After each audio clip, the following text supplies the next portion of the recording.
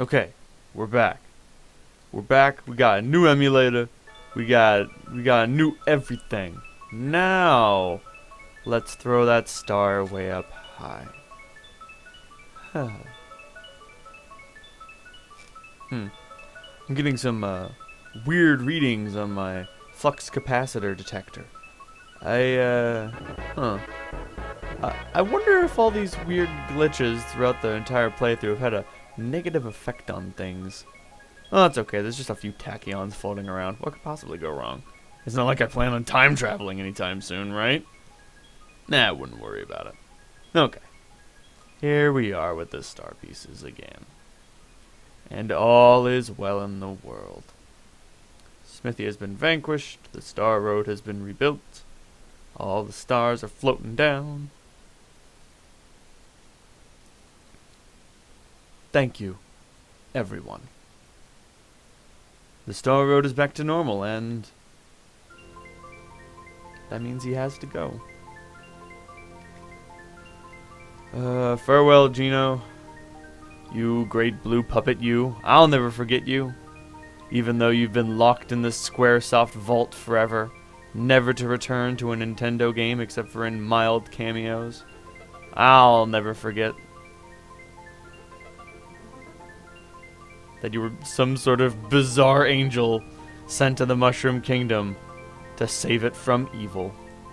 Like legitimate evil, not like, oh, I'm gonna beat you up. No. I mean like world collapsing evil.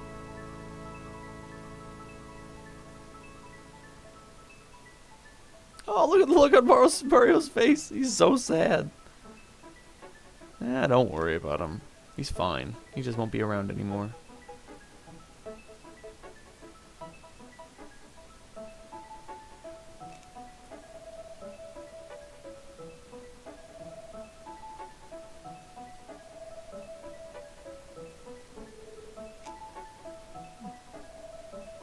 Sorry, I'm busy listening to the music and jamming out.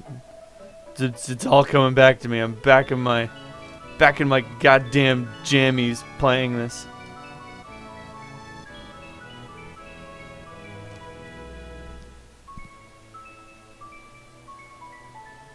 Well, we had a good run of it, didn't we?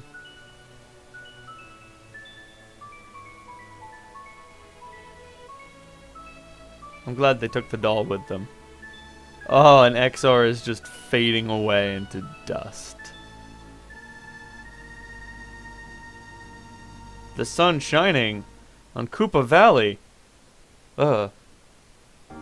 There's something so wrong and yet so right about it. Oh? You have something to show us, Star Road. It's all stitched back together. Well, what do we have here?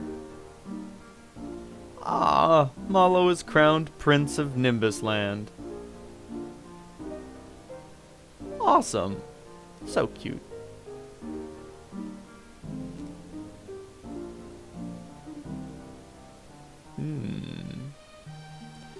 It seems like we're going backwards through our journey.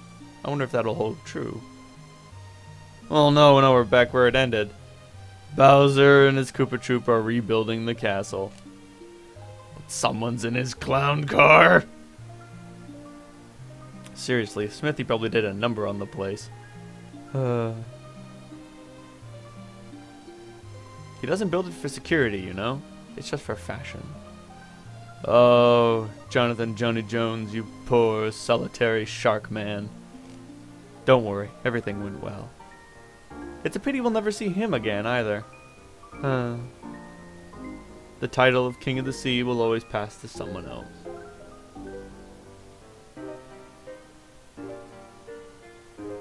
Oh. But Krako and Boshi are making quick friends. I'm not surprised. They're very much alike. What is Krako anyway? Just some weird purple velociraptor? Whatever. Point is, he was a hero in the end. Oh, Tudovsky! I'm sorry, I forgot about you. It's okay. There's such a thing as Easter eggs. Frogfucius and his pupil, and a few singing mushroom persons. Aww. The Red Star. What have you got to show us? Oh yes, I remember. Booster and Valentina. And Dodo presiding. Ah. Face it, they were made for each other. They're both claymation creatures in the vague shape of people. Seriously, did you look at Valentina's waist? Where does she keep her organs? Thanks, Mario. V for victory, buddy. But it's not quite over. What are we gonna do without the credits? Yay! It's Luigi! He finally made an appearance! Leading a parade. I think the Mushroom Kingdom could use a parade after everything that happened.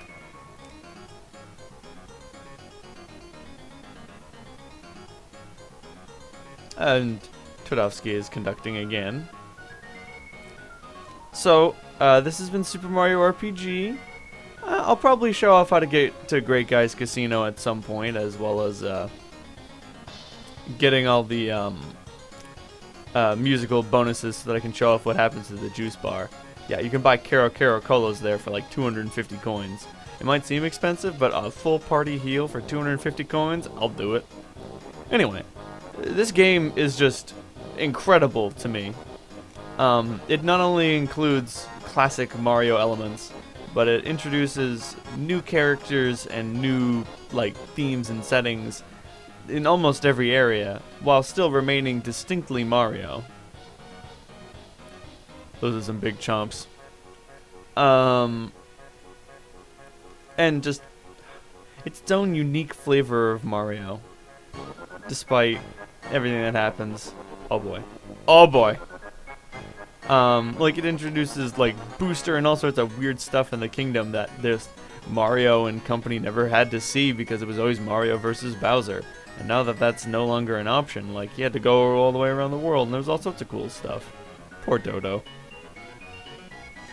Also just like the inclusion of Geno and just Smithy as a villain. Like Smithy as a villain is a tough dude.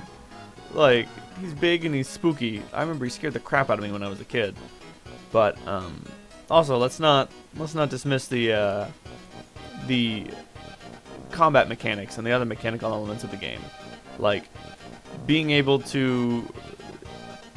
having an active participation in turn-based combat with the timed hit system is great. And even timed defense. Wait, now the Sniffets have the money. Booster is the clown car, and the Beatles are attacking. Okay. What? What did you guys do off screen? Beatles or Beetlejuice. Anyway, that's really cool, having timed hits on attacks and timed defense against other things. It also makes opposing magic a bit more of a gamble. So, sort of. Like, it's really, really difficult to calculate the... Oh, yeah, Smithy's has an entire theme. Huh. I forgot to point that out. Oh, well. Oh. But, you can't really... It's really hard to find the timed defense of enemy magical attacks. It's possible, I believe, for most of them.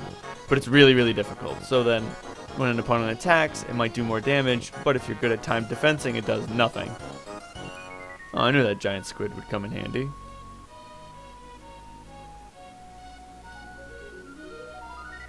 Ah! Christmas ship! And, like, I remember it took me years to figure out that I could use timed hits on magic. Like, when not prompted to press Y repeatedly. I didn't know that I could just press Y at a special point to do bonus damage, but when I learned that, like, it blew my mind. Also, the enemy design is great. I mean, we have all of the classic enemies like Spinies and Lakitus and all sorts of stuff, and then they throw in and Donkey Kong. It's totally not Donkey Kong, it's Donkey Kong. And then they throw in Wigglers and generic rats and all sorts of weird ghosts and that weird bat gargoyle thing and a giant skeletal mammoth. It's weird. Anyway, point being, there's all this weird stuff that they throw in Puppet Man. And it's all, like, I can imagine this being in the Mushroom Kingdom. Why wouldn't somebody make a giant Puppet Man? Or why isn't there a weird cloaked shaman casting spells somewhere? It's not totally unbelievable.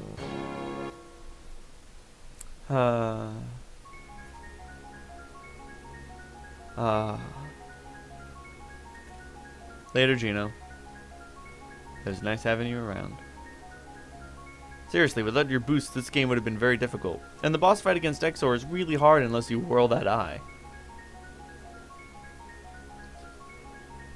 Out of context, that would make no sense. That's right. A little fireworks display.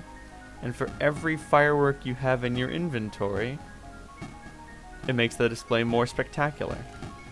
So just remember to get some fireworks. It's good for you.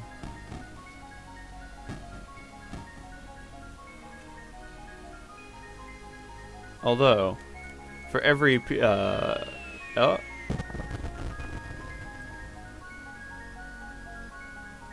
there we are. For every firework in your inventory is one fewer spaces you can put an item. But if you have Peach around to dish out some healing, it doesn't really matter how many healing items you have.